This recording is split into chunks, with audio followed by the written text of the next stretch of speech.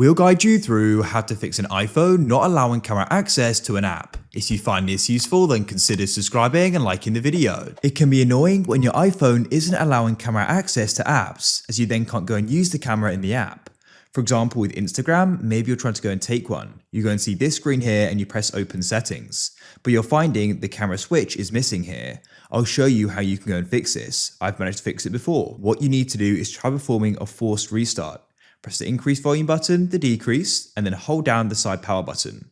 Keep this held down, shortly your phone screen will go black. You can see it's now gone black. Keep it held down until you go and see the Apple icon, then release. When it starts again, come back to the app and go and see if when it goes and asks for access, that you then go and see the option. If you do, then you can use it. If you still can't in your settings, scroll down and find the option for general.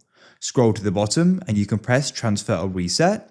Then you can press reset. And you want to try resetting your location and privacy settings. This can often go and solve the problem. After you've done that, you can return to the app and go and see if you then go and get the option. Hopefully you will. If you still can't, then what you can try doing is deleting the app and you can then go and get it again if it's happening with a specific one.